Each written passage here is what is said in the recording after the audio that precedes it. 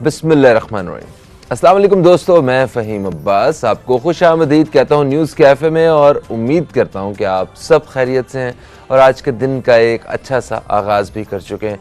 आज जुमअतुल मुबारक है, तो जुमअतुल मुबारक की भी तमाम तरफ फजीलतें और बरकतें आपको बहुत बहुत मुबारक हों। आज हमने अपने प्रोग्राम को दो हिस्सों में तकसीम किया है। प्रोग्राम के पहले हिस्से में हम आपके साथ जो एक मतलब ख़ास बातचीत करने वाले हैं, अपने मेहमान के साथ बातचीत करने वाले हैं और आपके और अपने नॉलेज में इजाफ़ा करने वाले, वो है इंश्योरेंस से मुतल्लिक। इंश्योरेंस जो है वो दुनिया में जितने भी बड़े जो महज़्ज़ब मुआशरे हैं या आप ये कहें कि जो तरक्की याफ्ता ममालिक हैं, वहाँ पे एक बुनियादी सी चीज़ समझी जाती है। हर शहरी इससे अच्छी तरह वाकिफ़ है और अपने हक़ की तरह जो है वो इंश्योरेंस पॉलिसीज़ वगैरह लेता है। हमारे यहाँ पे इंश्योरेंस को इस्लामी नुक्ता नज़र से कुछ इतना ज़्यादा अप्रिशिएट नहीं किया जाता है, तो आज हम उसी का जो इस्लामिक वर्जन है इंश्योरेंस का तकाफुल, उसके बारे में बात करेंगे। मेरे साथ जो आज स्टूडियो में मेहमान मौजूद हैं, आप बहुत अच्छी एक ओपिनियन रखते हैं इस इस्लामिक इंश्योरेंस के हवाले से, इस तकाफुल के हवाले, सलाम तकाफुल के हवाले से। आपने फ़ाइनेंस और इंटरनेशनल रिलेशंस की जो है वो आला तालीम हासिल की हुई है, गुज़श्ता कई सालों से वतन अज़ीज़ में इस हवाले से काम कर रहे हैं। मेरे साथ हैं जनाब कामरान हनीफ साहब, जो कि एग्जीक्यूटिव डायरेक्टर हैं सलाम तकाफुल के। अस्सलाम वालेकुम, आपको खुश आमदीद, कैसे हैं आप? बिस्मिल्लाहिर्रहमानिर्रहीम। वालेकुम सलाम फ़हीम भाई, बहुत बहुत शुक्रिया आपका कि मुझे इनवाइट किया। अल्हम्दुलिल्लाह, अल्लाह का बहुत करम है, आई एम डूइंग वेल।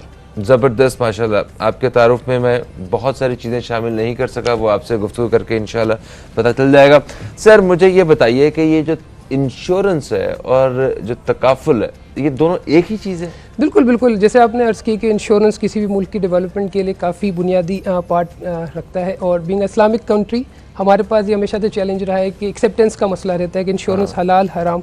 तो ये तकाफुल is alternate way of insurance, जो इस्लामिक वे में आपको वही फैसिलिटी, वही प्रोडक्ट्स एंड सर्विसेज प्रोवाइड करता है जो इंश्योरेंस कंपनी कर रही होती है। तो यू कैन से तकाफुल इज़ अल्टरनेट या Islamic way of insurance basically. अच्छा, तो इसमें ये मतलब तकाफुल जो है इसकी ज़रूरत क्यों पेश आई? अगर ये वही सारा कुछ है तो देखिए, आपने कहा कि इंश्योरेंस, अब बहुत सारे इंश्योरेंस के वाले से राय हैं कि हलाल है हराम है, तो इसके लिए ज़रूरत डेफिनेटली इस्लामिक बैंकिंग की अपने बात की, बैंक भी अवेलेबल थे, इस्लामिक बैंकिंग की ज़रूरत क्यों हुई थी?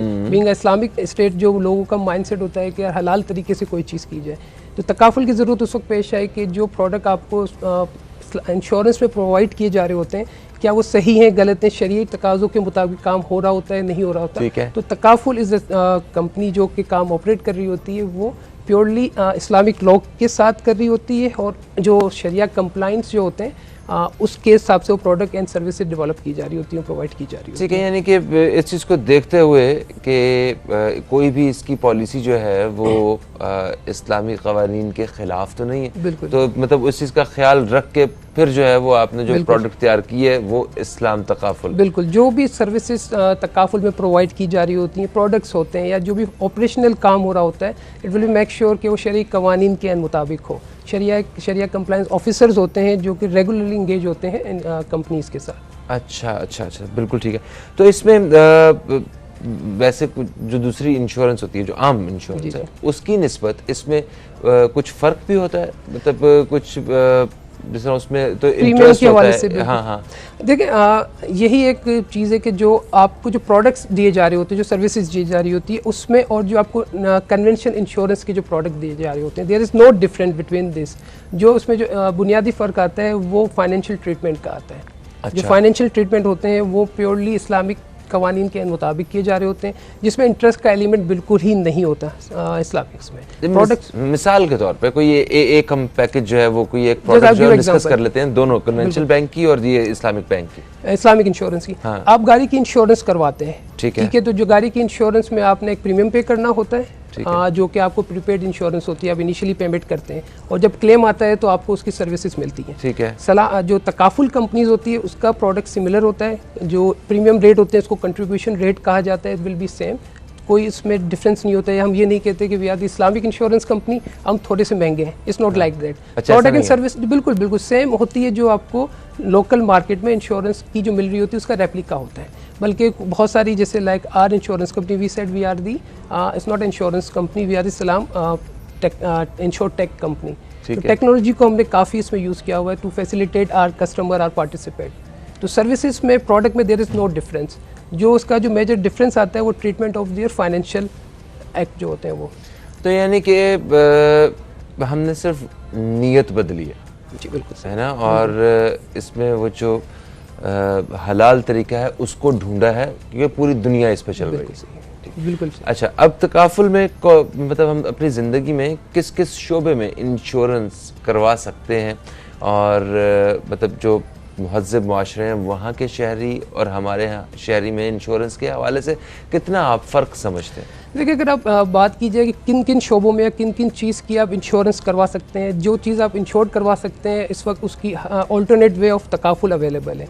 तो अगर आप देखे जाए तो दो तरीके की इंश्योरेंस होती है। एक होती है पर्सनल इंश्योरेंस, जो लाइफ इंश्योरेंस के सेगमेंट में आ जाता है कि खुदा न खास्ता बंदा अगर लॉन्ग टर्म इंश्योरेंस होती है, 15 साल 20 साल के लिए लोग लेते हैं, इन्वेस्टमेंट प्लान लेते हैं, वो लाइफ के ज़मरे में आ जाती है। सेकंड होती है जनरल इंश्योरेंस। जनरल इंश्योरेंस ये होती है कि you can ensure anything. General insurance के 2-3 सेगमेंट होते हैं। कमर्शियल लाइंस इंश्योरेंस होती है, जो कमर्शियल प्रॉपर्टीज़ होती हैं, like your studio it might be covered, आपकी फैक्ट्रीज़ होती हैं, आपके स्टॉक्स होते हैं, आपकी इंपोर्ट एंड एक्सपोर्ट्स होती हैं, उन सब की इंश्योरेंस की रिक्वायरमेंट होती है। अगर आप एलसी खुलवाने जाते हैं तो बैंक रिक्वायर्ड करता है कि इंश्योर होनी चाहिए। अब बाहर कोई माल भिजवा रहे होते हैं तो उसके लिए आपको इंश्योरेंस की ज़रूरत होती है। आपकी पर्सनल इंश्योरेंस लाइक आपकी गाड़ी, आपके जो भी पर्सनल एसेट्स होते हैं, लाइक योर मोबाइल फ़ोन, आप जिस घर में रहते हैं उसकी इंश्योरेंस होती है। मोबाइल फ़ोन की भी इंश्योरेंस होती है? आप यू नेम इट, हर चीज़ की इंश्योरेंस हो सकती है। कि बीवी ने मोबाइल तोड़ दिया तो पैसे मिल जाएंगे? वो भी डिपेंड करता है कि उसमें बीवी ने किस वजह से मोबाइल तोड़ा था कि उसको पैसे मिल सकते हैं। बट हाँ, इंश्योरेंस आपकी दुनिया के हर शोबे में हर चीज़ की इंश्योरेंस हो सकती है। आपके लाइक जो कैमरा इक्विपमेंट है वो भी इंश्योर्ड होंगे, इंश्योर्ड होते हैं। अच्छा, आपके जो जहाँ आप रहते हैं वो इंश्योर्ड होता है, आपके फिक्चर्स इंश्योर्ड होते हैं, तो you name it, her cheese insured होती है। तो हम इतने मतलब नावाकिफ़ क्यों हैं? इतना सारा कुछ यहाँ पे, इतनी सहूलतें हमारे पास यहाँ पे हैं और हमें पता भी नहीं है उनका। अच्छा, ये आई थिंक यही रीज़न है। आप अगर देखेंगे तो बैंकिंग में काफ़ी प्रोग्रेस हो रही है। इस्लामिक बैंकिंग ने अच्छा खासा शेयर कैप्चर करना शुरू कर दिया, स्पेशली ऑन कंज्यूमर साइड पे। अगर आप देखेंगे तो इस्लामिक जो बैंक ग्रो कर रही है, मोस्टली जो इंडिविजुअल बंदा होता है, कंज्यूमर होता है, जिसको अगर गाड़ी फाइनेंस करवानी है तो उसकी पहली प्रेफरेंस होती है कि यार मैं इस्लामिक बैंक से फाइनेंस करवाऊँ, नॉन इस्लामिक बैंक से। सही है। दोनों प्रोडक्ट, जैसे मैंने कहा, प्रोडक्ट सेम होते हैं। प्रोडक्ट में जो सामने फ्रंट में जो प्रोडक्ट होता है उसमें कोई डिफरेंस नहीं होता। तो व्हाट दे आर डूइंग कि यार ठीक है यार, ठीक है इस्लामिक है ना यार, नॉन इस्लामिक को इस्लामिक रेट सेम मिल रहे हैं, सर्विसेज सेम मिल रही है, तो ठीक है यार मैं इस्लामिक में चला जाता हूँ, there is no hurdle. Similarly हमारी तकाफुल के हवाले से भी, बट अनफॉर्चुनेटली अगर आप इंश्योरेंस की बात करते हैं या तकाफुल की बात करते हैं तो पाकिस्तान में उसका पेनिट्रेशन लेवल बहुत कम है, लेस देन 1% है। अगर आप हमारी सराउंडिंग नेबरहुड कंट्रीज़ की बात करें तो वो काफ़ी आगे निकल चुके हैं। और उसका reason I believe insurance companies पे भी जाता है कि अवेयरनेस एक होती है, वो I don't think so they are capable enough कि वो उसको अवेयरनेस प्रोवाइड कर सकें। इंश्योरेंस देखें होते हैं नीड बेस्ड, आपको नीड क्रिएट करनी होती है। सही। आप कह रहे हैं कि जो तकाफुल का या इस्लामिक इंश्योरेंस जो है वो मतलब इसका जो शेयर है वो मार्केट में सिर्फ 1%, इससे भी कम है। तो इसमें अंदर जो मुझे पॉजिटिव चीज़ नज़र ये आ रही है वो एक ये कि अभी काम होने का रूम बाकी है, यहाँ पे बहुत ज़्यादा काम हो सकता है। तो वो लोग जो इसमें इंश्योरेंस करवाना चाहते हैं या तकाफुल से फ़ायदा उठाना चाहते हैं या इसमें आके बिज़नेस करना चाहते हैं, काम करना चाहते हैं, वो नौजवान, उनके लिए भी बहुत सारी इन्फॉर्मेशन आज हम अपने प्रोग्राम में आपके साथ शेयर करने वाले हैं। एक छोटा सा वक्फा है, वक्फे के बाद आपकी खिदमत में दोबारा हाजिर हो रहे हैं। कहीं मत जाइए, न्यूज़ कैफ़े देखते रहिए, अब तक देखते रहिए।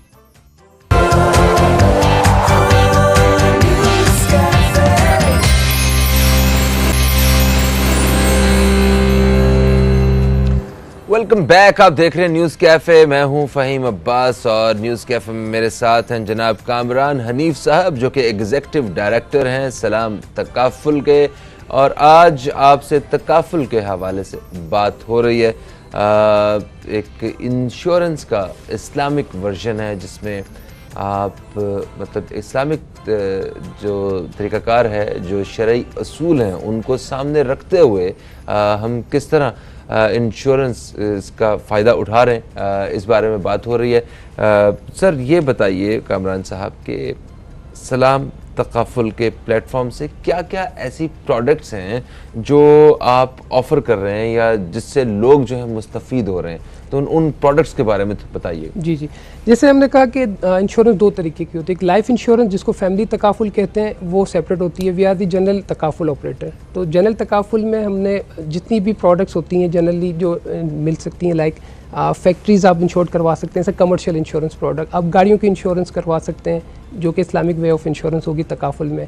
हेल्थ इंश्योरेंस होती है, ट्रैवल इंश्योरेंस हो गई। तो ये सारे प्रोडक्ट्स होते हैं जो कि हम जो एक नॉर्मल कन्वेंशनल इंश्योरेंस कंपनी जो ऑफर कर रही होती है, we are offering all these kind of product from our Salaam Takaful platform. अच्छा, तो इसमें हम सबसे पहले हेल्थ से शुरू करते हैं, क्योंकि अभी हाल ही में पाकिस्तानियों ने एक हेल्थ इंश्योरेंस कार्ड जो है वो हासिल किया है, वो कुछ खुशकिस्मत पाकिस्तानियों ने, तो इंशाल्लाह सिंध में भी आएगा वो। तो मुझे बताएं कि ये जो हेल्थ इंश्योरेंस होती है जनरली क्या प्रैक्टिस हो रही है और आप क्या ऑफर कर रहे हैं? देखिए, हेल्थ इंश्योरेंस बिफोर कोविड लोग अवेयरनेस नहीं थी। इंश्योरेंस की नॉर्मली अवेयरनेस ही पाकिस्तान में बहुत कम रही है। तो जो कोविड वाला सीज़न गुजरा, लोगों ने इसको एक्सपीरियंस किया। अब बहुत सारी इंश्योरेंस और तकाफुल कंपनीज कोविड रिलेटेड भी हेल्थ की कवरेजेस और इंश्योरेंस प्रोवाइड कर रही होती है। जैसे आपने अर्ज़ की कि जो गवर्नमेंट का एक इनिशिएटिव्स है हेल्थ कार्ड के हवाले से, माशाल्लाह बहुत अच्छा इनिशिएटिव्स है वो। होपफुली इंशाल्लाह वेरी सून इन सिंध में भी हम उसको देखेंगे। तो उसमें बेसिकली ये प्रोवाइड, हेल्थ में ये होता है, खुदा ना खास्ता अगर आप बीमार हो जाते हैं, हॉस्पिटलाइजेशन होती है, तो उससे रिलेटेड आपको जो भी ट्रीटमेंट की कॉस्ट होती है वो इंश्योरेंस या तकाफुल कंपनी प्रोवाइड करती है अकॉर्डिंग टू योर लिमिट्स और जो पैकेज आपने लिया हुआ होता है। तो ये वो शरई क़वानीन को सामने रखते हुए बनाया गया ये सारा कुछ? बिल्कुल, जैसे मैंने आपसे अर्ज़ की, जितने भी प्रोडक्ट हैं जो कन्वेंशनल इंश्योरेंस कंपनी प्रोवाइड करे, चाहे गाड़ी की इंश्योरेंस हो गई, health insurance, travel insurance, takaful companies के जो प्रोडक्ट्स होते हैं वो सेम यही होते हैं, सर्विसेज वही होती हैं, बट जो प्रोडक्ट जो डिज़ाइन किए जा रहे होते हैं वो एन शरई क़वानीन के मुताबिक होते हैं। तो we are not allowed, because हमारे इंटरनल ऑडिट होते हैं, शरिया कंप्लाइंस रिलेटेड हमारे ऑडिट हो रहे होते हैं, एक्सटर्नल ऑडिट हो रहे होते हैं। तो we have to make sure कि जितने भी प्रोडक्ट और सर्विसेज हम प्रोवाइड कर रहे होते हैं, कोई भी तकाफुल कंपनी प्रोवाइड कर रही होती है, वो अकॉर्डिंग टू शरिया कवानीन हो।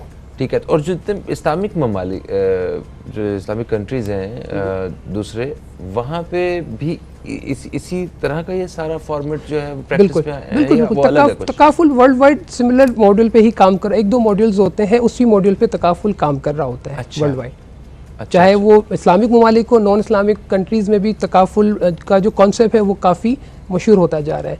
मैं आपको मेजर डिफरेंस, अगर आप कहें कि दोनों में डिफरेंशिएट करें इस्लामिक इंश्योरेंस में और कन्वेंशनल इंश्योरेंस में, तो there are lot of things जिस पे हम बात कर सकते हैं शरिया के हवाले से, हदीस का रेफरेंस देते हुए।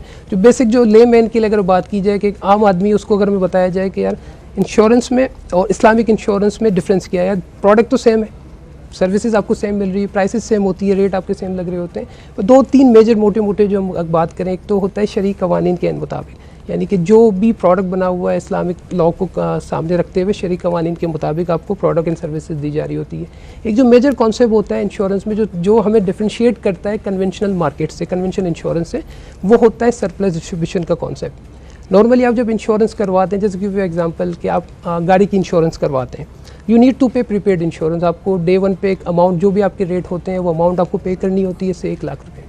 और साल के बाद आपका जब पूरा साल का टेन्योर ख़त्म हो जाता है, ड्यूरिंग दैट पीरियड कोई क्लेम आता है तो आप इंश्योरेंस कंपनी से क्लेम लेते हैं। कोई क्लेम नहीं आता, दैट्स ओके, आप दोबारा रिन्यू करवाते हैं, दोबारा से आप वो साइकिल आपकी चलती है। जो तकाफुल जो कॉन्सेप्ट ला है वो बिल्कुल सेपरेट होता है।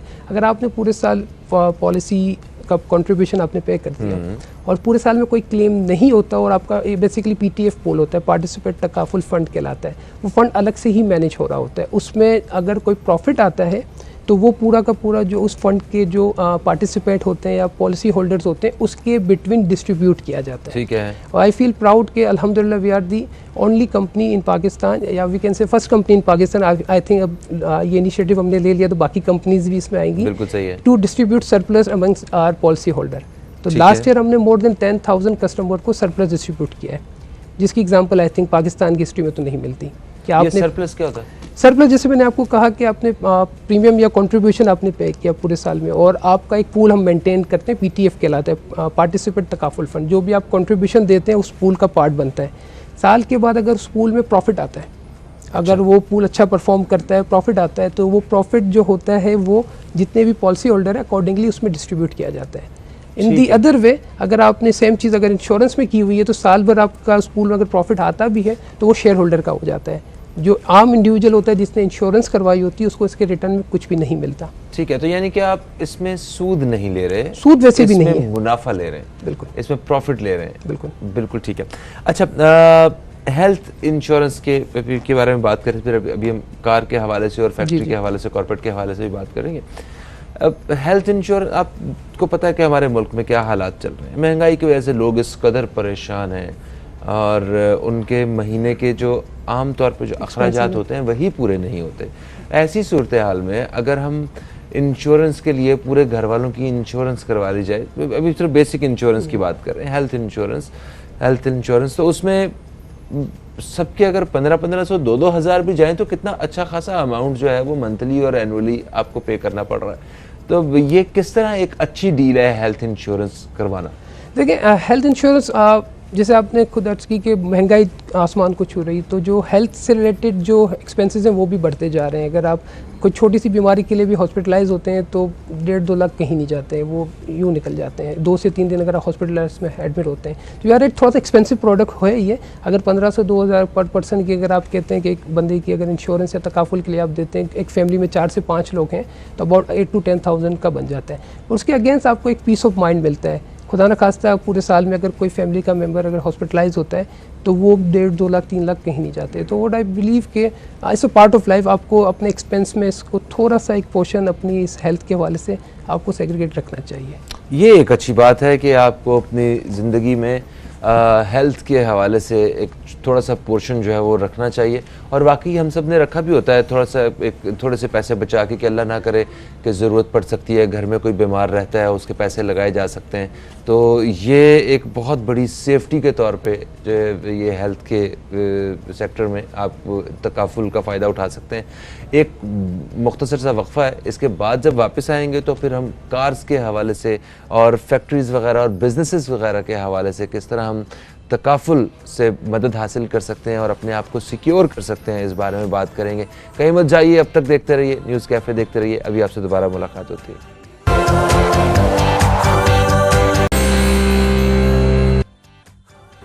Welcome back.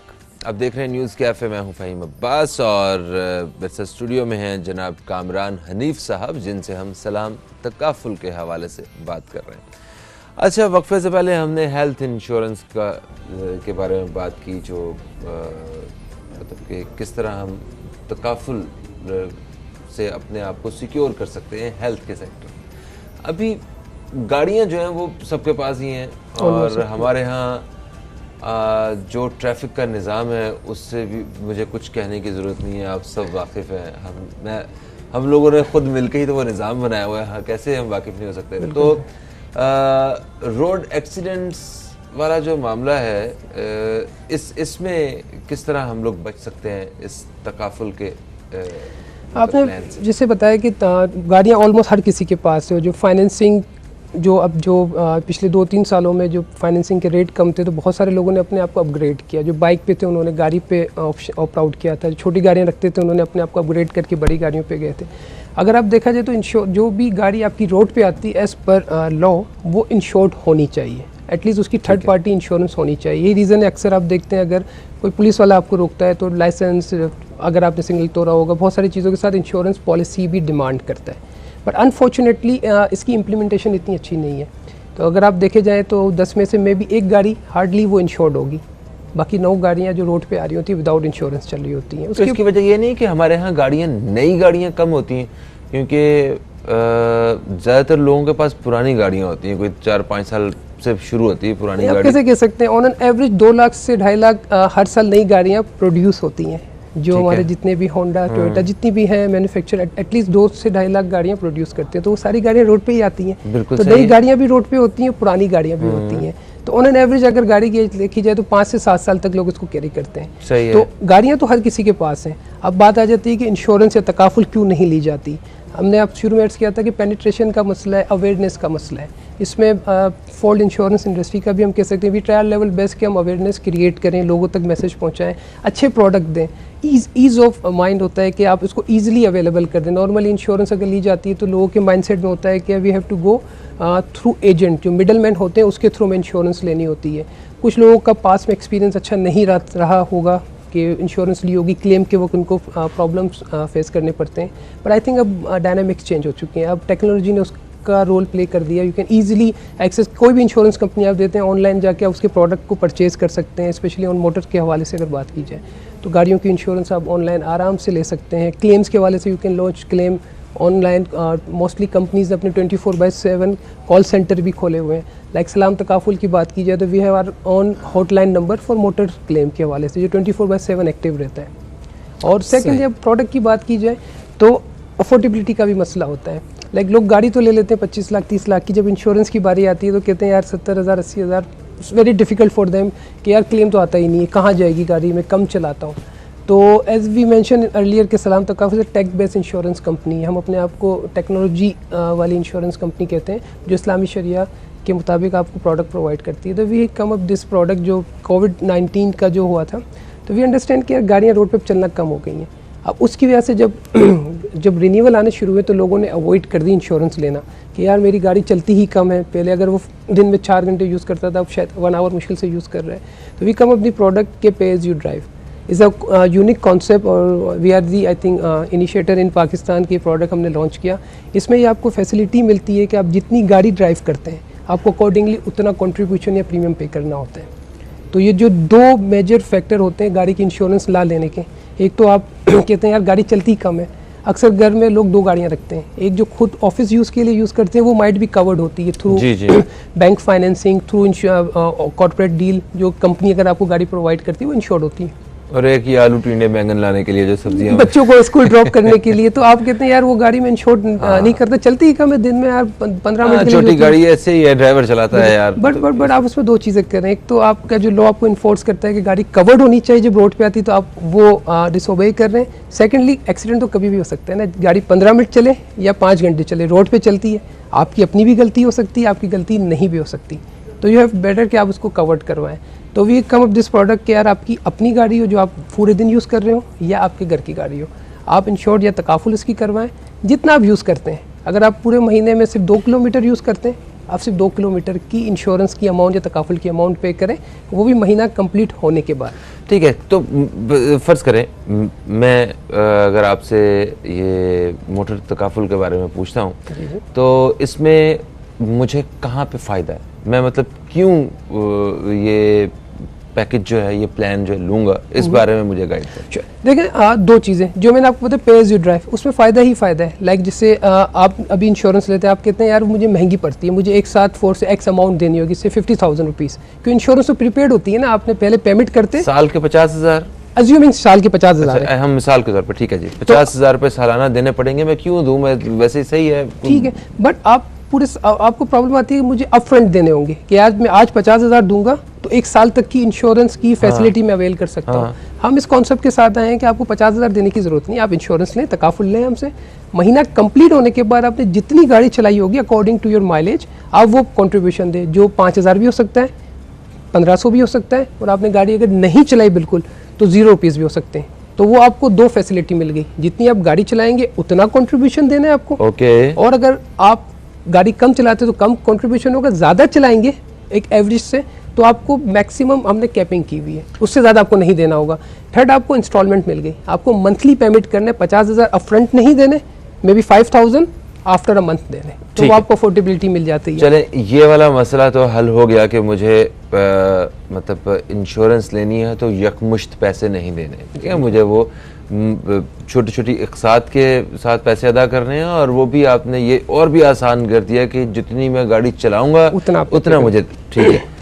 बट मैं क्यों लूँगा इसका, मुझे मतलब इंश्योरेंस का क्या फ़ायदा क्या होगा, मतलब उसके बगैर भी तो मैं गाड़ी चला ही रहा हूँ, मैं मतलब देखिए इसमें 2 चीज़ें होती हैं। एक तो जो आप गाड़ी कवर्ड, जैसे जो लॉ ने इन्फोर्स किया हुआ है कि आपकी एटलीस्ट थर्ड पार्टी इंश्योरेंस होनी चाहिए, उसका मकसद ये होता है कि आपने ठीक है क्या, मैं गाड़ी क्यों चलाऊं, मेरी गाड़ी लग जाएगी तो मैं यार अपनी जेब से ही उसको बना लूंगा। देख लूंगा 50,000 40,000 रुपया सालाना है ना, हो सकता है कि मेरा 3,000 का खर्चा हो, मतलब बम्पर हल्के रिपेयर करवाऊं और मैं फिर से मार्केट में निकलूं सड़क पे। दो ऑप्शन होते हैं, आप कह रहे हैं 3 या 4,000 का, खुदा ना खास्ता अगर हेवली डैमेज हो जाती है तो गाड़ी का जो अगर 10 लाख की या 15 लाख की गाड़ी है तो जीरो हो जाती है उसकी वैल्यू। सेकेंडली दूसरा फैक्टर हम जो मिस कर रहे हैं, जो गवर्नमेंट भी आपको कहता है कि यार थर्ड पार्टी लाइबिलिटी की इंश्योरेंस होनी चाहिए।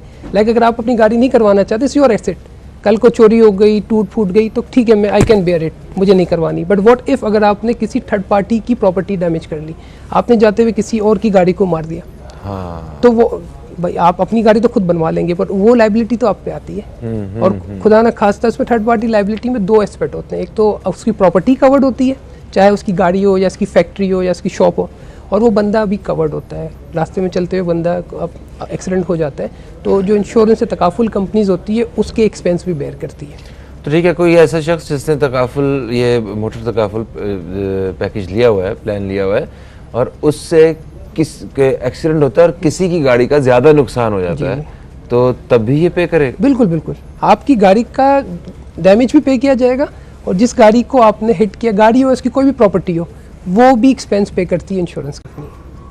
ओके, और अगर गाड़ी में उसे खुद को कुछ नुकसान पहुंचता है तो उसके लिए उसके पास जो है दूसरा अपना हमारा हेल्थ वाला हेल्थ भी आ जाते हैं, और इसमें पर्सनल एक्सीडेंट की एक वैल्यू एडिड फीचर्स होती हैं जो हम कवरेज प्रोवाइड कर रहे होते हैं, एडिशनल वो इसको कवरेज दी जाती है। जो गाड़ी बंदा ड्राइवर गाड़ी चला रहा होता है उसकी भी कवरेज होती है, इससे सेपरेट होता है पर बंडल करके हम प्रोवाइड कर रहे होते हैं अपने कस्टमर्स को।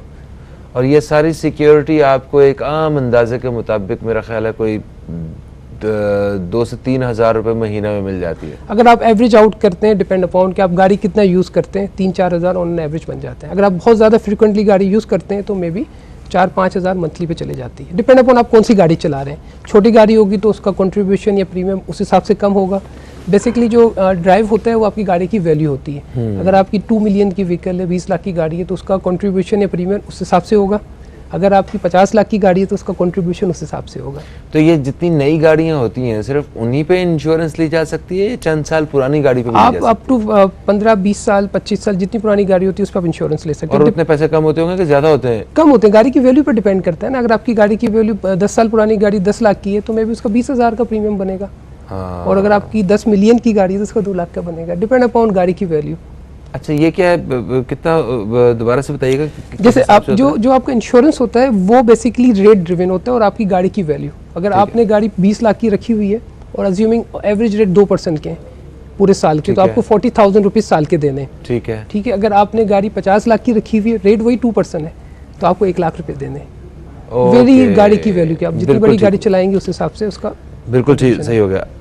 इस हवाले से कोई ऐसी मालूमात और जो आप नाज़रीन को देना चाहते हैं मोटर के हवाले से? मोटर के हवाले से लाइक नॉट ओनली आपकी अपनी गाड़ी कवर्ड होती है, जैसे आपको भी maybe you are surprise के आपकी जो थर्ड पर्सन होता है वो भी अनफॉर्चुनेटली अवेयरनेस का मसला है, जो कि विल ट्राई लेवल बेस्ट। जो हमने आपको प्रोडक्ट की मैंने बात की पे एज यू ड्राइव के हवाले से, दिस इज़ अ प्रोडक्ट जो कि आई थिंक इस मार्केट की रिक्वायरमेंट है, लोगों की रिक्वायरमेंट है। सही।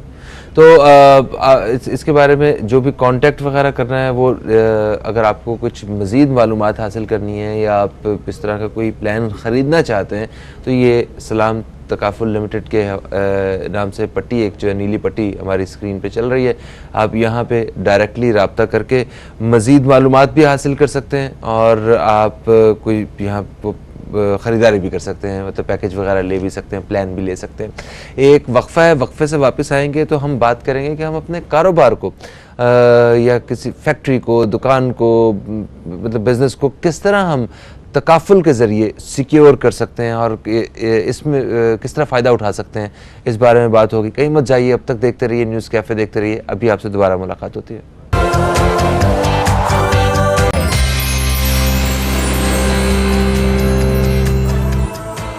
अच्छा कैमरामैन भाई, हम वापस आ गए हैं वक्फे से, और जिस तरह कि आपने हेल्थ को मतलब आपने कहा किस तरह हम सिक्योर कर सकते हैं तकाफुल की पॉलिसीज़ के ज़रिए, और फिर आपने कहा कि हम अपनी जो कार्स हैं मतलब उनको किस तरह सिक्योर कर सकते हैं, उस बारे में आपने बताया। बिज़नेस के हवाले से जो सलाम तकाफुल है वो हमें किस तरह एक सिक्योरिटी और शील्ड प्रोवाइड करता है, ज़रा इस पर भी रोशनी डालिए। बहुत अच्छी बात की। अगर आपको याद हो, लास्ट ईयर कराची में 1-2 इंसिडेंट्स हुए थे, मार्केटों में आग लगी थी और बहुत सारे बेचारे जिनकी ज़िंदगी भर की कमाई थी वो स्ट्रगल कर चुके थे। अभी लाहौर में पिछले दिनों हुआ है, मेरे जानने वालों की पेस नहीं सॉरी हफीज सेंटर जी, वो उसमें उसमें सारी आग लगी। तो बिल्कुल जैसे आपने कहा कि कमर्शियली जो होते हैं उसको किस तरह सिक्योर किया जा सकता है, तो तकाफुल या इंश्योरेंस हर चीज़ की होती है, एज वी मेंशन अर्लियर। जो बिजनेस होते हैं उनके लिए तो ज़्यादा रिक्वायर्ड होता है कि इंश्योरेंस करवाई जाए। अनफॉर्चुनेटली हो क्या रहा होता है, अगर आप बैंक से फाइनेंसिंग करवा रहे होते हैं या बैंक से मॉर्गेज करवाते हैं या बैंक से कोई लोन लेते हैं, उनकी रिक्वायरमेंट होती है कि यार आप अप टू सर्टेन अमाउंट जिस अमाउंट तक का बैंक आपको फाइनेंसिंग कर रहा होता है आप उसकी इंश्योरेंस करवाएं। तो उस वक्त तो वो जो भी शॉप ओनर्स होते हैं या फैक्ट्रीज जिनकी होती हैं या बिजनेसमैन होते हैं वो इंश्योरेंस ले रहे होते हैं, ठीक है। या बड़े बड़े जो बिजनेसमैन होते हैं वो आई बिलीव उनको आइडिया होता है कि ह्यूज ट्रांजैक्शन हो रही होती है तो उसकी इंश्योरेंस वगैरह वो करवा रहे होते हैं, जिसमें फायर की इंश्योरेंस आ जाती है, जो नेशनल क्लाइमेट होती है उसकी इंश्योरेंस हो जाती है, ठीक है, वो तो करवा रहे होते हैं। जो एसएमईज होते हैं जिसको हम स्मॉल बिजनेस वाले कहते हैं, शॉप जिनकी हो गई या छोटे बिजनेस होते हैं, अनफॉर्चुनेटली वो इंश्योरेंस नहीं करवा रहे होते। मे बी अवेयरनेस का मसला है या कॉस्ट जो उनको लग रही होती है, वो कहते हैं एक्स्ट्रा खर्चे पड़ जाएंगे। पर खुदा ना खासा जब इस तरह का कोई इंसिडेंट होता है तो वो बेसिक इंश्योरेंस क्या होती है, आपको इसी चीज़ से सेफगार्ड कर रही होती है। खुदा ना खासा अनफोर्सीन इवेंट आ जाता है तो वो एटलीस्ट आप एक सर्टेन अमाउंट दे रहे होते हैं सालाना, और खुदा ना खासा इस तरह का कोई इवेंट आता है तो इंश्योरेंस आपको सेफगार्ड प्रोवाइड करता है, मेक श्योर करता है कि आपका जो बिफोर इंसिडेंट जो आपका जो फाइनेंशियल स्ट्रक्चर था वो रीबिल्ड हो जाए।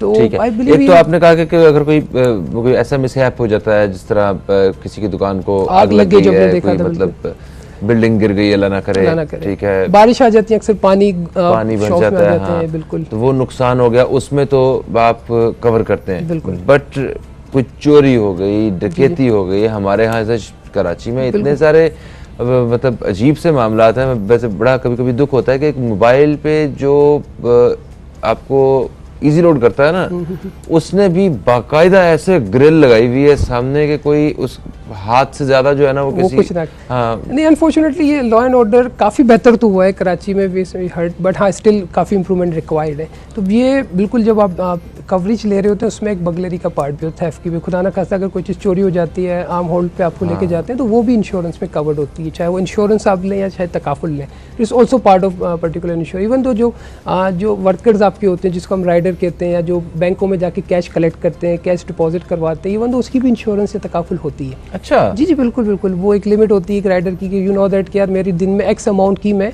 ट्रांजैक्शन करूंगा, बैंक से कैश लाऊंगा या बैंक में कैश डिपॉजिट करवाऊंगा, तो it is also covered in insurance. तो ये मतलब एक दफ़ा बच्चे अगर जाना है राइडर ने या जो भी कैशियर है तो वो एक दफ़ा की इंश्योरेंस होगी या ये पूरे साल की होती है? अच्छा, पूरे साल की इंश्योरेंस कुछ पैकेज होते हैं पूरे साल में, डिक्लेयर किया डेली की मेरी 4 से 2 ट्रांजैक्शन होती है, ऑफिस से या शॉप से मुझे बैंक जाना है या बैंक से मुझे शॉप आना है, दिन में 2 होती हैं, मैक्सिमम डेली का में भी 1 लाख 2 लाख रुपया ट्रांजेक्शन करता है, तो अकॉर्डिंग टू दैट वो प्रोडक्ट बनते हैं, वो आपको कवरेज प्रोवाइड की जाती है, तो दिस ऑल आर कवर्ड।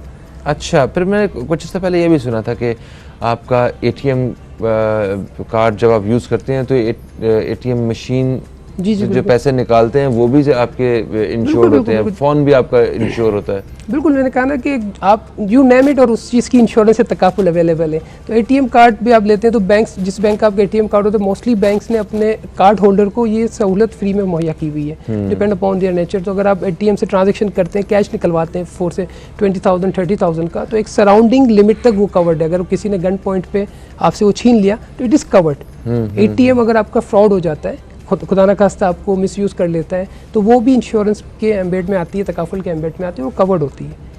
तो there is lot of product available, जो वो अवेयरनेस की बात, जैसे आपको नहीं आइडिया कि यार ये भी चीज़ कवर्ड होती है, हाँ, तो इसलिए जो इंडिविजुअल बंदा है लेमैन, उसको भी मे भी आइडिया नहीं होता जब तक वो इंसिडेंट उसके साथ गुजरे ना, और जब तक वो इन्वेस्टिगेट ना करें। अच्छा, इसमें देखें ना, हम जहाँ रहते हैं हम ना हमारे बड़ों ने इंश्योरेंस कभी इस्तेमाल की ना, घरों में उस तरह चलता आया से सिलसिला, ऐसी फैमिलीज होंगी डेफिनेटली, तो ना आप दोस्त अहबाब रिश्तेदारों में भी कोई इतनी कॉमन चीज़ नहीं है, तो इसलिए हम लोग वाकिफ़ भी नहीं है इतना ज़्यादा। तो ये आप जैसे प्रोग्राम्स जो हैं या मतलब आप जैसे जो लोग हैं जो स्पेशली इस पे काम कर रहे हैं और अवेयरनेस के लिए जो काम कर रहे हैं, ये एक बहुत बड़ा इसमें रोल रखता है। आई थिंक ये रिक्वायर्ड अवेयरनेस और लोगों तक ये मैसेज पहुंचाना कि यार इट्स वेरी इजी। नॉर्मली होता है इंश्योरेंस ली कैसे जाए, किसको ढूंढा जाए, ऑफिस विजिट किया जाए, you don't need to go anywhere. आप ऑनलाइन क्लिक कर सकते हैं, वहाँ से आपको सारे प्रोडक्ट्स जो आपकी विश के हिसाब से अवेलेबल होंगे, तो you can go by the product according to your needs and requirement. ठीक है, ये तो आपने बता दिया कि आप ऑनलाइन जो है वो सब परचेज़ कर सकते हैं अगर कोई प्रोडक्ट आप परचेज़ करना चाहते हैं इस हवाले से। बट अगर कोई ऐसे मेरे नाजरीन जो कोई पॉलिसी या कोई प्रोडक्ट नहीं लेना चाह रहे, अभी उन्होंने माइंड नहीं बनाया, बट वो इस बारे में मुकम्मल मालूमात हासिल करना चाहते हैं, इंफॉर्मेशन लेना चाहते हैं कि एक्चुअली ये है क्या, तो उसके लिए आप क्या उन्हें गाइड करें? देखिए, अगर आप अंडरस्टैंड करना चाहते हैं कि इंश्योरेंस क्या है या तकाफुल क्या है, तो there is lot of things. आप हमारी वेबसाइट विजिट कर सकते हैं, you will get an idea कि किस तरह के प्रोडक्ट होते हैं। और वेबसाइट क्या है? www.salamtakaful.com। बिल्कुल ठीक है। वहाँ पे जाके यू कैन चेक आउट क्या प्रोडक्ट्स अवेलेबल हैं, क्या सर्विसेज अवेलेबल हैं, किस तरह के प्रोडक्ट्स हैं, डिफरेंस क्या आता है। नॉर्मल जैसे आई जस्ट मेंशन कि मोटर के हवाले से हम एक यूनिक प्रोडक्ट लाएँ, ठीक है, पे एज यू ड्राइव, जितनी गाड़ी आप चलाते हैं आई थिंक ये पाकिस्तान में आई डोंट थिंक सो किसी और इंश्योरेंस कंपनी के पास ये प्रोडक्ट में भी अवेलेबल है या इस लेवल पे अवेलेबल है या नहीं है।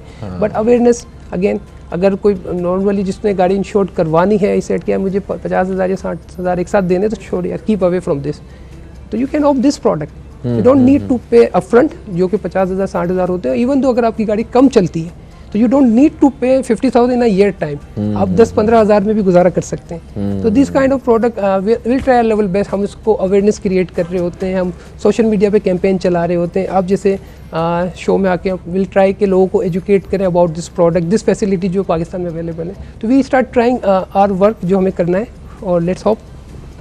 Thank you so much Kamran Hanif साहब, आप तशरीफ़ लाए। आपकी वजह से आज हमारे नॉलेज में जो है वो इजाफा हुआ है, स्पेशली ये तकाफुल के हवाले से। सभी चाहते हैं कि उनके जितनी जो कीमती चीज़ें हैं वो इंश्योर्ड हों और वो नुकसान से बच सकें। तो एक दफ़ा विज़िट ज़रूर कीजिएगा। ये जो मालूमात आपने देखी हैं, यहाँ पे जो इन्फॉर्मेशन हमने आपसे शेयर की है, आपको शुक्रिया अदा करते हैं। वक्फे की तरफ बढ़ रहे हैं, वक्फे से वापस आएंगे तो मेरे साथ होंगे जनाब हज़रत मौलाना बशीर फ़ारूक क़ादरी साहब, जिनसे बात होगी इस रूहानी और शरई रहनुमाई के हवाले से। तो कहीं मत जाइए, अब तक देखते रहिए न्यूज़ कैफ़े, देखते रहिए।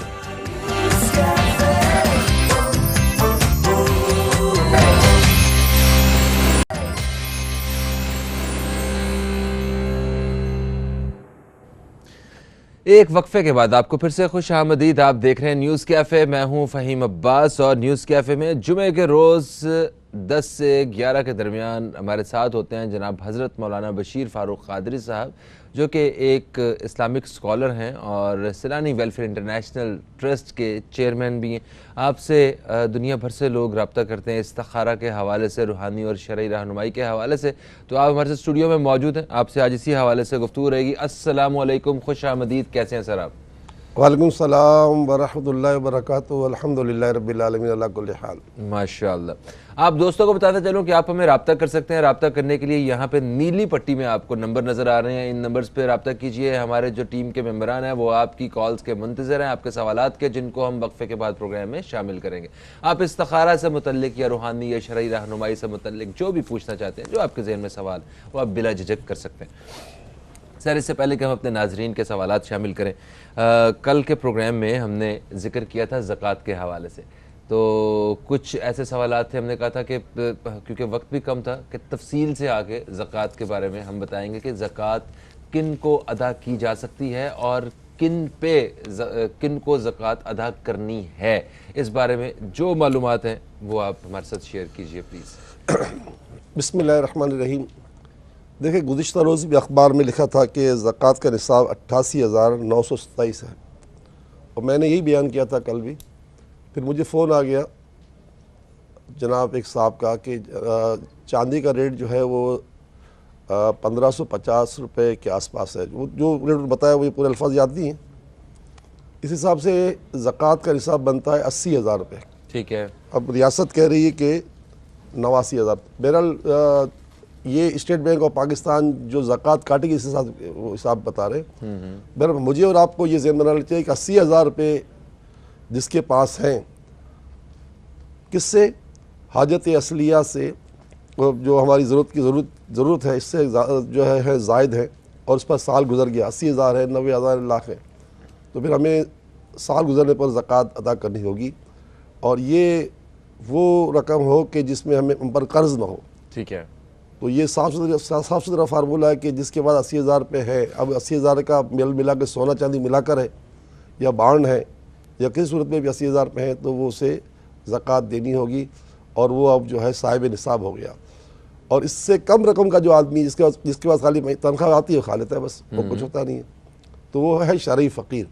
और शरई फ़कीर जो है वो मांग नहीं सकता, लेकिन शरई फ़कीरों को हमें ढूंढना पड़ेगा, क्योंकि हर इस्लाम में ज़कात का सबसे बेहतरीन उसूल ये इस्लाम ने दिया कि तुम अपने पहले ख़ानदान को देखो। अब मैं हूँ तो हम 7 भाई बहन हैं माशाल्लाह, तो मेरा सबसे इखलाक पहला फरीज़ा है कि मैं अपने 6 मेरे अलावा 6 और हैं, तो मैं सबसे पहले इनको देखूँ कि इनमें तो कोई ऐसा शरीफ फ़कीर नहीं है, कोई मुझे तो उनकी हकीकत पता है।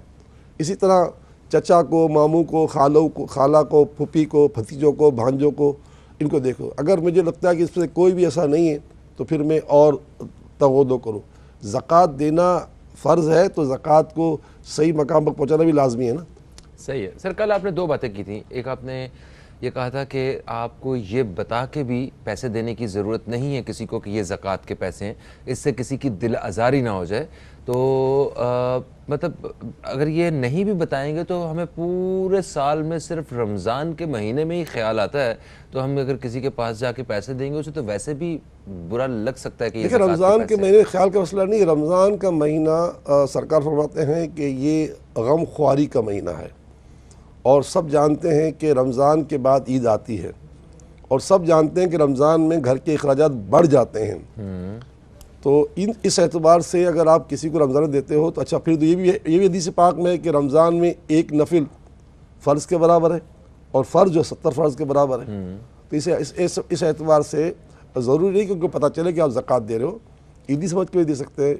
अच्छा, पूरे साल कपड़े नहीं सिलवाता बंदा, रमज़ान सिलवाता है। हाँ, बिल्कुल। तो इस एतबार से किसी को बात नहीं। मेरा ये कि ज़कात के लिए ये शर्त नहीं है कि हम कहेंगे ज़कात है, हम उसको कोई भी अच्छा नाम दे सकते हैं, कपड़ों के, ईद के, साल के खर्चों के, इजाफी खर्चों के कह सकते हैं।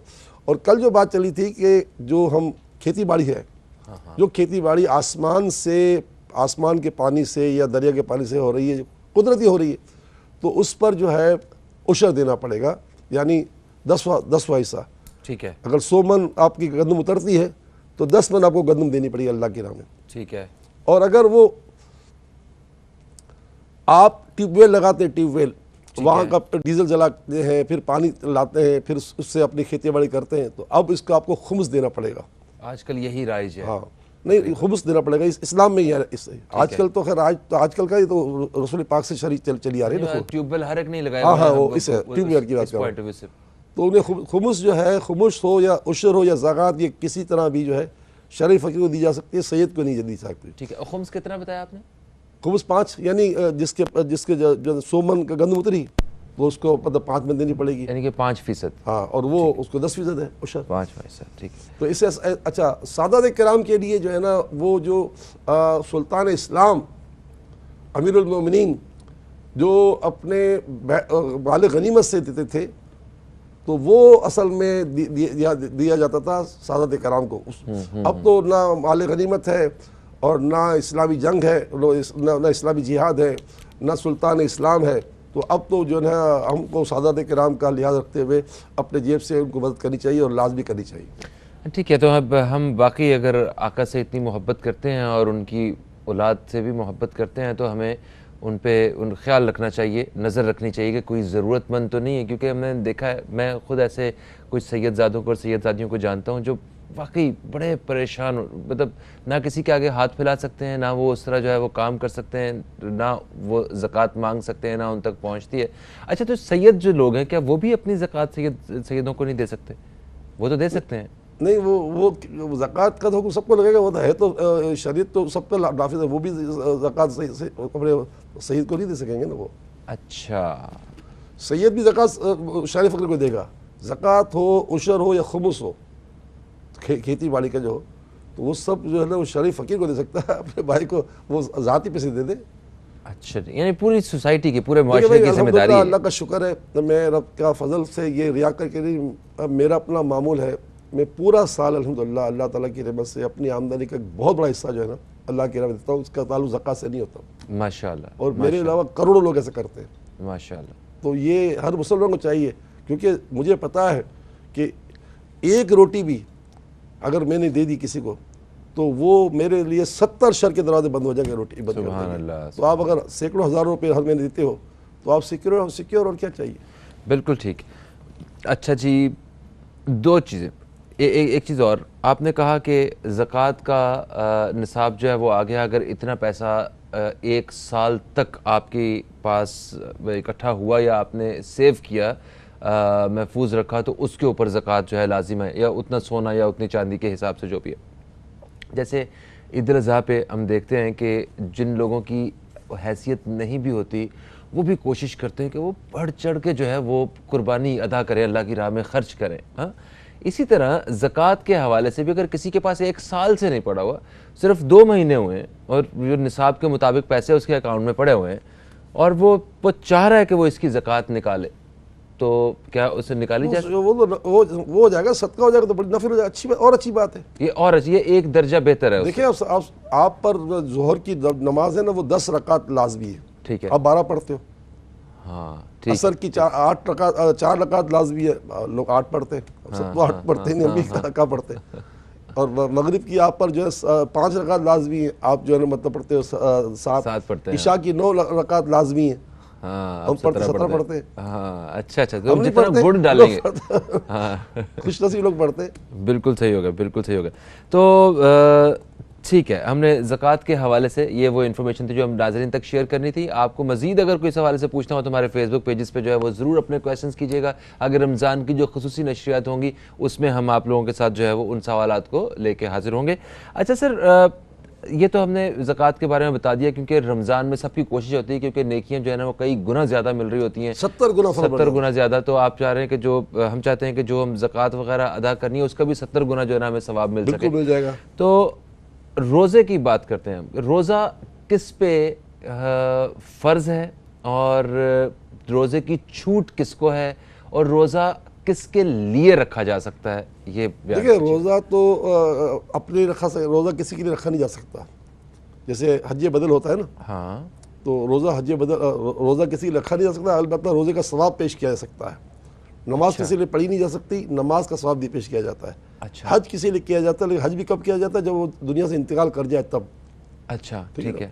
तो अब यह कि रोज़ा हर मुसलमान पर फ़र्ज़ है, हर आकिल फ़र्ज़ है। अब रियायत किसके लिए? रियायत के लिए अगर मुसाफिर है तो बाद में रख लेगा, लेकिन रख ले तो अच्छी बात है मुसाफिर में भी, क्योंकि आजकल इतना मुश्किल नहीं है सफ़र। इसी तरह बीमार है तो उसको रियायत है, लेकिन हर बीमारी में रियायत नहीं है। ये नज़र ज़ुकाम भी या आम डॉक्टर का रोज़ा छोड़ दो तो उसकी बात नहीं मानी जाएगी। वाकई ऐसा हाजिक समझदार हकीम या डॉक्टर जो तजर्बा रखता होगा, अगर इसको रोज़ा रखेगा तो मर जाएगा ये, या पागल हो जाएगा। तो उस डॉक्टर का सोम सलात पे पाबंद होना खुद भी ये भी लाजिम है क्या? देखिए ये सोम सलात पर पाबंद होना, इसमें शर्त नहीं है, उसमें समझदारी सब शर्त है। अच्छा, समझदारी, दानाई। हाँ, और उसको मतलब समझदारी हो कि वो इस्लाम को इस्लाम समझता हो, इतना समझ, वो नमाज वो नहीं पढ़ता, उसका अपना ज़ाती फेल है, लेकिन उसको इस्लाम को समझता हो कि नहीं ये। तो जिसे आम लोग कहते हैं ठीक है सर में दर्द नहीं रखो, फिर रोज़ा रखो, पेट दर्द नहीं रखो, ऐसे नहीं चलेगा। इसी तरह ख़वातीन पर जो अय्याम आते हैं उनमें उनका रोज़ा, लेकिन ये सब लोग जो इतने भी हैं, चाहे मुसाफिर हो, चाहे बीमार हो, चाहे अय्याम वाले हो, ये बाद में रखना लाजमी रहेगा, माफ़ नहीं हो जाएगा। अच्छा, रखने पड़ेंगे? हाँ, माफ़ नहीं होगा। अच्छा, माफ़ नहीं होगा, ये रखने पड़ेंगे। ठीक है। हाँ, तो अगर वो मिस हो गए तो उसका हमें हिसाब देना होगा। अच्छा, बच्चे जो हैं वो हमने देखा कि छोटे छोटे बच्चे बड़े शौक़ के साथ जो है वो रोज़ा रख रहे होते हैं, उनकी रोज़ा कुशाई का भी बाकायदा इंतज़ाम किया जा रहा होता है। और मेरा ख्याल है कि एक मुसलमान घराने में जब कोई बच्चा पहली दफ़ा रोज़ा रखता है तो वो एक बहुत बड़े दिन के तौर पे मतलब बड़ी खुशी का मकाम होता है। तो किस उम्र का बच्चा जो है उस पर रोज़ा फ़र्ज़ है, लाजिम है कि माँ बाप उससे रोज़ा रखवाएँ? देखिए इसमें बच्चे की सेहत का ख्याल रखा जाएगा। अब 7 साल का बच्चा हो जाए तो रख सकता है आजकल तो, लेकिन अगर 7 साल का बच्चा इतना कमज़ोर है कि नहीं रख सकता तो उसको रोज़ा तो फ़र्ज होता है बालिग होने पर। अच्छा, बालिग होने पे फर्ज होता है, उससे पहले वो सिर्फ 1, 2, 5, 4 इतने रोजे रख के नहीं बच्चे बिल्कुल प्रैक्टिस कर रहे होते हैं। पूरे पूरे रोजे रखते हैं। मुझे याद है मैंने जब मैं 7 साल का था शायद, तो उस वक्त मैं अक्सर रोजे रखता था। तो माशाअल्लाह। बस ये होता है कि बाद लोगों को वलवला और शौक होता है। अच्छा, वो उसकी सेहत भी जवाब दे रही होती थी वालदे। अच्छा, फिर क्या है मौसम का, मुझे याद है 7 साल का था तो उस वक्त मौसम बहुत सर्दी का था। अच्छा, तो दिन छोटा होता है, हाँ, तो सर्दी के रोजे तो प्यास बहुत भी असर कम लगती है। तो ये भी होता है। तो ये कि अब इसमें कोई कैद नहीं है, लेकिन ये कि रोज़ा छोटी बड़ी अखबार ज़रूर चाहिए, ताकि देखे ना हदीस पाक में है कि तुम्हारा बच्चा 7 साल का हो जाए तो उसको नमाज का कहो, 10 साल का हो जाए तो मार के नमाज पढ़ो। हालांकि नमाज तो फ़र्ज नहीं हुई, लेकिन मार के नमाज पढ़ा क्यों फरमाया कि इसको आज इतना पक्का कर दो नमाज कि जब ये बालिग हो जाए तो मरते दम तक इसकी कोई नमाज कज़ा ना हो। ये पूरी दुनिया से जब जाए ना तो इसके पल्ले एक नमाज बाकी ना हो। वाह सुभान अल्लाह। यानी कि बच्चे को पता होना चाहिए कि नमाज एक ज़रूरी चीज़ है, उसे किसी भी सूरत जो है ना वो नमाज अदा करनी है। यही वो तरबियत है जो हमने अपने बच्चों को देनी है। एक वक्फ़ा है, वक्फ़े के बाद हम आपकी खिदमत में हाजिर होंगे। आप दोस्तों के सवालात हम तक पहुँच चुके हैं, मज़ीद सवालात भी हम दौरान वक्फ़ा ले रहे हैं। कहीं मत जाइए, अब तक देखते रहिए न्यूज़ कैफ़े, देखते रहिए।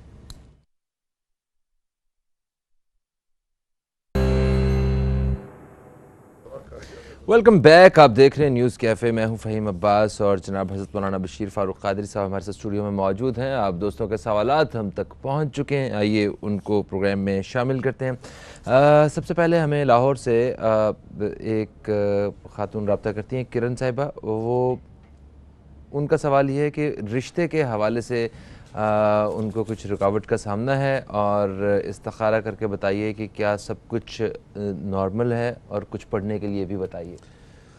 देखिए, रुकावट तो कुछ भी नहीं है। अच्छा, रसूलुल्लाह सल्लल्लाहु अलैहि वसल्लम ने रमज़ान के महीने में 4 बातों का ज़िक्र किया। मुझे उम्मीद है स्क्रीन पर दिखाएंगे भी हमारे डायरेक्टर साहब भी, कि कसरत के साथ इसमें इस्तिग़फ़ार किया जाए। इस्तिग़फ़ार करने से क्या होता है कि हर चीज़ अल्लाह ताला फरमा देता है। तो अस्तग़फ़िरुल्लाह अल हय्युल क़य्यूम का विर्द खूब करे पूरा रमज़ान। दूसरा, मेरे आका ने फरमाया कसरत से कलमा तय्यबा ला इलाहा इल्लल्लाह का विर्द करें। तीसरी बात मेरे आका ने फरमाई कि जन्नत की तलब करें बहुत ज़्यादा, कि अल्लाह में जन्नत अता फरमा, और बहुत ज़्यादा दोज़ख से पनाह चाहें। और ख़ास करके सहर के वक्त जो है ना अल्लाह ताला ऐलान फरमाता है कि है कोई मांगने वाला, तो तमाम अहबाब सहरी के वक्त 2 रकात ताहज्जुद अदा करें, और इसके बाद अल्लाह से जो मांगे मिल जाएगा इंशाअल्लाह। इंशाअल्लाह।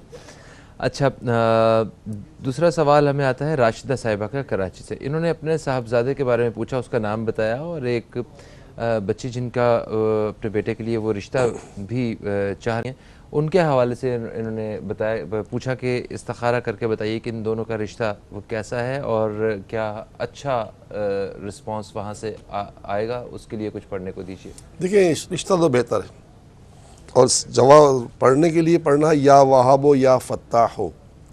वहाब के माने सब कुछ देने वाला, फत्ताह के माने रहमत की दरवाज़ खोले। या वहाबो या फत्ताह हो, ये 100 मरतबा हर नमाज के बाद पढ़ें। बेटा पढ़े, बेटी की अम्मी पढ़े, अल्लाह की रहमत से रास्ते खुल जाएंगे। अब अल्लाह की 3 दिन में दूसरी पढ़े। फैसलाबाद से हमें नसीम अख्तर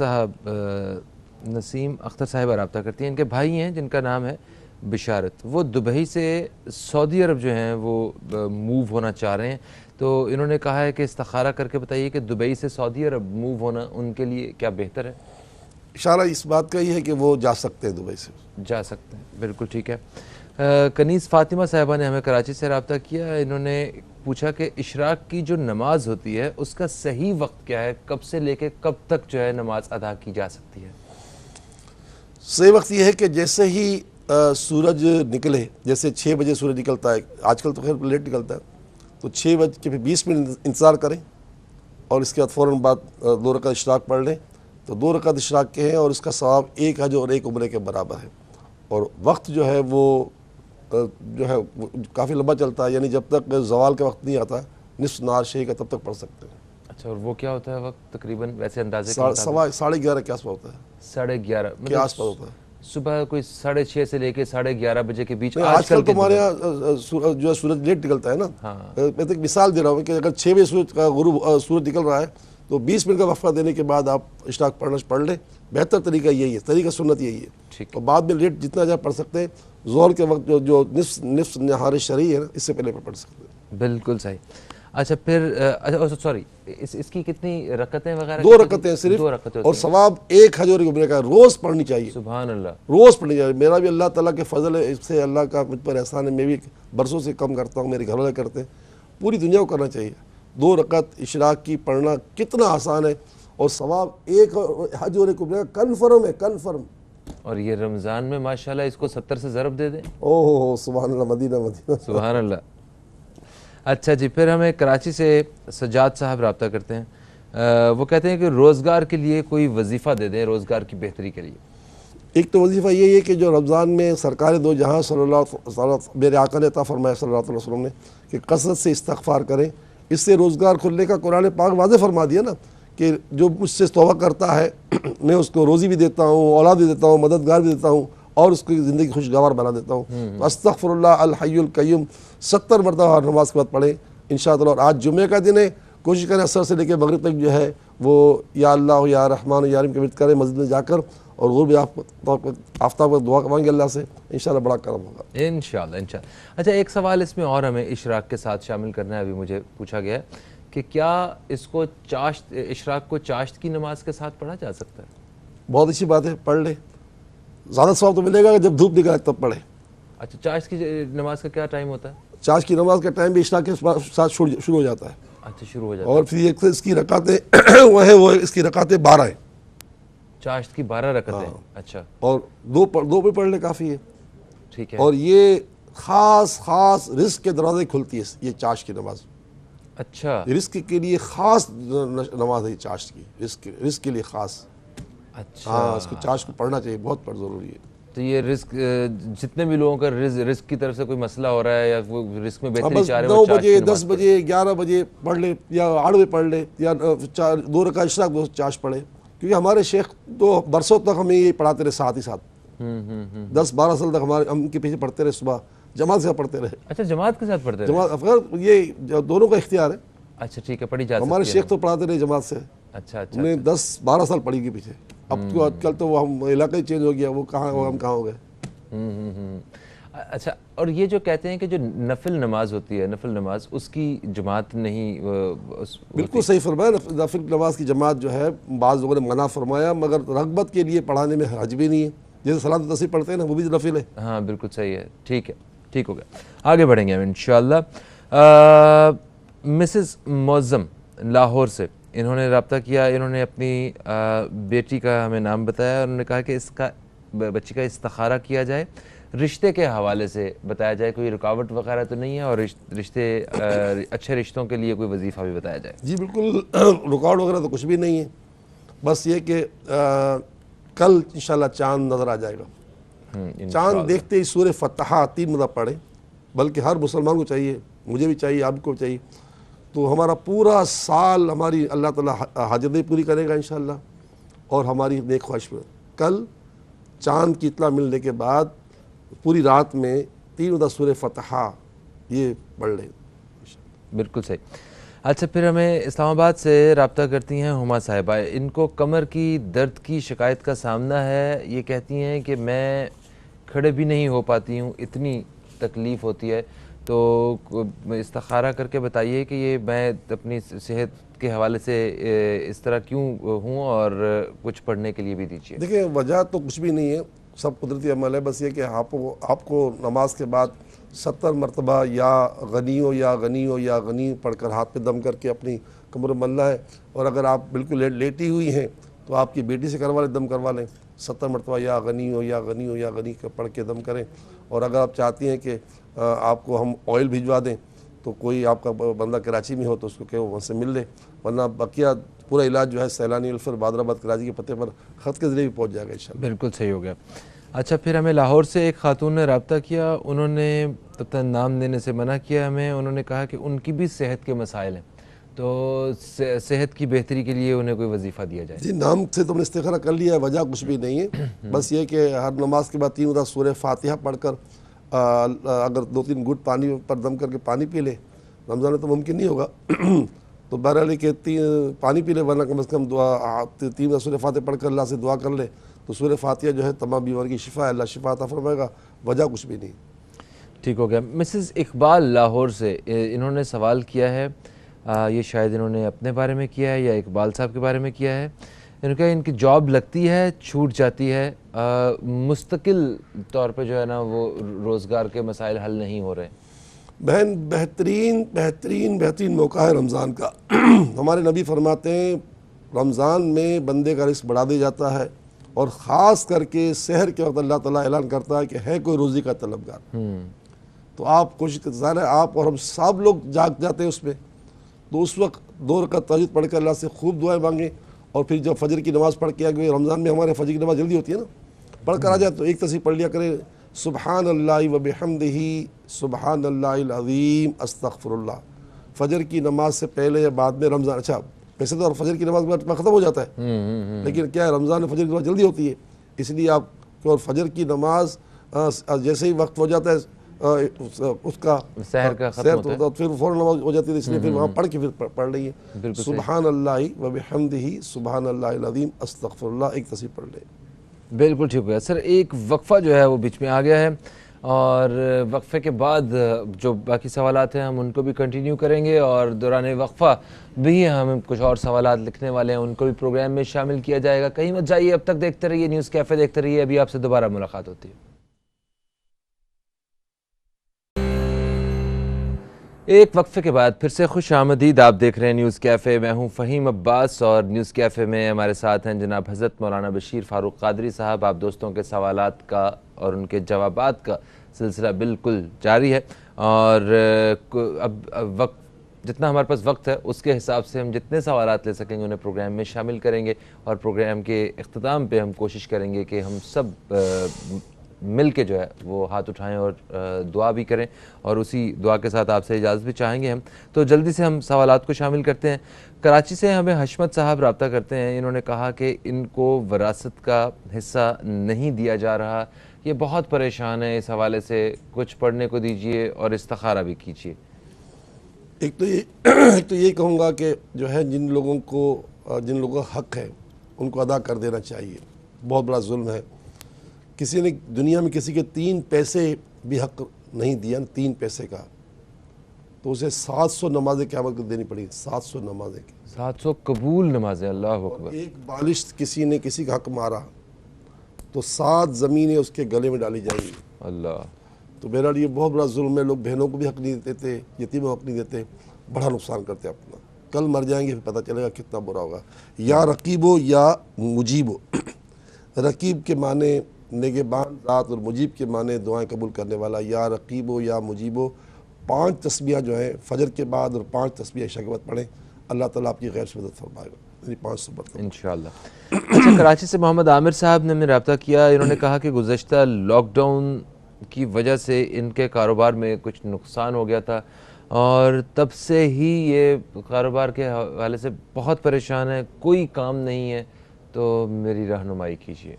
देखिए, वज़ाइफ तो आपको दे देते हैं, लेकिन हमारा इदारा जो है वो 50,000 से लेकर 5 लाख तक कारोबार को दोबारा ज़िंदा करने के लिए दे रहा है। जिन जिन लोग का लॉकडाउन में तो कारोबार तबाह हो गया था, तो फिर उनको तो आप आ जाएँ सैलानी, सुबह 9 से लेकर शाम 6:30 बजे तक इस तरह खुला होता है, आप मिलें, अल्लाह करम करेगा। बकिया ये कि आज जुम्मे का दिन है, हदीस पाक में कि जिसने 100 मरतबा दुरूद पाक पढ़े अल्लाह ताला उसकी 100 हाजतें पूरी फरमाएगा। तो आप कोशिश करें कि जितना हो सके, हम और आप सब कोशिश करें कि कम से कम 5 तस्बीह हर नमाज को एक तस्बीह पढ़ लिया करें, सल्लल्लाहु अलैहि वसल्लम, सल्लल्लाहु अलैहि वसल्लम। और चलते फिरते उठते बैठते या अल्लाह या रहमान या रहीम पूरा दिन पढ़ें, दिन में 1000-1200 मरतबा पढ़ें, वज़ू बेवज़ू, और नमाज कज़ा न होने दें। हदीस पाक में कि सुबह का सोना रिस्क को रोक देता है। अगर मैं और हमारे घर वाले अगर फजर की नमाज में नहीं उठेंगे तो हमारा रिस्क कभी भी नहीं बढ़ सकता। बिल्कुल सही है। और अगर इसमें और ज़्यादा इजाफा चाहिए तो फिर चाश्त की नमाज जो आज आपने बयान की है, चाश की नमाज जो है वो रिस्क का दरवाज़ा बहुत खोलती है। बिल्कुल सही है। अच्छा, रावलपिंडी से हमें फैसल साहब ने हमें रब्ता किया। इन्होंने कहा कि इन पर कर्ज़ बहुत ज़्यादा है, कारोबार नहीं चल रहा, और इस्तिखारा करके बताइए और रहनुमाई कीजिए। वजह तो कुछ भी नहीं है, बस या रहीमो या रहीमो या रहीम 555 मरतबा हर नमाज में पढ़ें। 10 मिनट का वजीफ़ा है। या रहीमो या रहीमो या रहीम 555 मरतबा हर नमाज में पढ़े। अल्लाह ताला गैब से ऐसे असबाब पैदा कर देगा कि आपका कर्ज उतर जाएगा। लेकिन ये याद रखें, कर्ज उतारने के लिए घर की चीज़ें बेचनी भी हो ना तो बेचना ज़रूरी है। अच्छा, हाँ, कर्ज अगर किसी का है और आपके पास कोई चीज़ बेचने की है तो उसको बेच कर्ज उतारने में पसो पेश करना हलाकत है। सही। और अगर वो नाजरीन जिन्होंने किसी से कर्ज लेना है और जिससे कर्ज लेना है वो नहीं दे पा रहा है या उसकी कुछ इस वक्त माशी हालत ठीक नहीं है, तो उन कर्ज लेने वालों के लिए क्या आप बहुत बड़ी नेकी है कि अगर तुम किसी मुसीबत ज़दा के कर्ज में उसकी रियायत दे दो तो जन्नत सरकार 2000 साहब को पता फरमा देगी। बहुत बड़ी बरकत है इसमें। जो मतलब जो कर्ज ख्वाह है, कर्जदार पर रहमत कर देना तो अल्लाह ताला उस पर ज़रूर रहमत फरमाएगा और बख्शिश फरमाएगा इंशाअल्लाह। अच्छा, ज़कात के एक मसरफ़ के हवाले से, वो कर्ज वाले के हवाले से, वो भी मैं चाहता हूँ कि आप जी बता दीजिए। हाँ, ज़कात के जो मसारिफ हैं 8 कुरान पाक में, जो 7 राइज है, एक को जो है वह मौक़ूफ़ किया गया है, तो उसमें से एक है जो कर्ज में डूबा हुआ है उसको आप ज़कात से उसका कर्ज उतरवा दें। अच्छा, ये कुरान पाक से साबित है कि जो आदमी मकरूज़ है उसका अगर आप कर्ज से ज़कात से उसका कर्ज उतार दें तो ये बराह रास्त कुरान के फैसले के मुताबिक हमारा का अमल होगा। बिल्कुल ऐसे ही, क्योंकि हमने देखा है कि कुछ लोग ऐसे भी होते हैं जो मतलब सिर्फ छोटे छोटे कर्ज़ की वजह से, वो हमारे लिए कोई बड़े कर्ज़ नहीं होते मगर उनके लिए ज़िंदगी मौत का मसला होता है। कोई 5,000, 10,000, 15, 20, 25, 50,000 के लिए भी उन लोगों की ज़िंदगी जो है ना वो बहुत मुश्किल में आई होती है, उनसे कर्ज़ा उतारा नहीं जा रहा होता। इतना से तो हम कर ही सकते हैं अगर अल्लाह ताला ने हमें इतनी इस्तात दी है तो। प्रोग्राम का वक्त अपने अख्ताम की तरफ आ गया। आपसे इंशाअल्लाह बहुत जल्द मुलाकात होगी एक अलग फॉर्मेट के साथ, रमज़ान मुबारक के ख़ुसूसी नशरियात के साथ। सिर्फ कुछ वक्त है, मैं चाहता हूँ कि आप दुआ करवाइए और उन दुआया कलमात के साथ ही हम अपने दोस्तों से भी इजाज़त चाहेंगे। आप सब भी हमारा साथ दीजिए। आपसे फिर मुलाकात होगी, तब तक के लिए खुदा हाफिज़। पाकिस्तान जिंदाबाद। बिस्मिल्लाहिर्रहमानिर्रहीम, अल्हम्दुलिल्लाहि रब्बिल आलमीन, वस्सलातु वस्सलामु अला सय्यिदिल अंबिया'i वल मुरसलीन, अल्लाहुम्मा सल्लि व सल्लिम दाइमन अबदन अला हबीबिका खैरिल खल्क़ि कुल्लिहिम व अला आलिहि व अस्हाबिहि व बारिक वसल्लम। या अल्लाह, माह रमज़ान की आमद है, हमें माह रमज़ान की कदर व मंजिलत को समझते हुए इससे भरपूर फ़ायदा उठाने वाला बना दे। आज उम्मत मुस्लिमा बहुत तकलीफ़ में है और हम पर दुश्मनों का बहुत बड़ा जो है सख्त जो है पहरा है। या अल्लाह हमें दुश्मनों के नरगे से आज़ादी अता फरमा और हमारी मईशत को मदद फरमा दे, हमारी मग़फ़िरत फरमा, हमारे माँ बाप की पूरी उम्मत की मग़फ़िरत फरमा दे, बीमारों की बीमारी दूर कर दे, बेरोज़गारों की बेरोज़गारी दूर कर दे, तंगदस्तों की तंगदस्ती दूर कर दे, बे औलादों को औलाद की दौलत से माला माल कर, बे रिश्तों को रिश्तों की दौलत से माला माल कर, और अल्लाह हम सब के बुरे हालात अच्छे हालात से बदल दे। बुरे दिन, बुरी घड़ी, बुरे वक्त, बुरे दोस्तों, बुरे हमसायों से बचा, हमें अपनी पनाह में ले ताकि मरदूद शैतान का कोई ज़ोर को गलबा पर बाकी न बचे। या अल्लाह हमारे हालात की इस्लाह फरमा, हमारे बाहमी ताल्लुकात अच्छे कर दे, हमारे अंदर उल्फत और मोहब्बत पैदा फरमा और हमें अपनी पसंद का बंदा बना। आमीन आमीन आमीन या रब्बल आलमीन। वसल्लल्लाहु तआला अला खैर खल्क़िही मुहम्मदिन व अला आलिहि व अस्हाबिहि अजमईन बिरहमतिका या अरहमर राहिमीन। ला इलाहा इल्लल्लाहु मुहम्मदुर रसूलुल्लाह।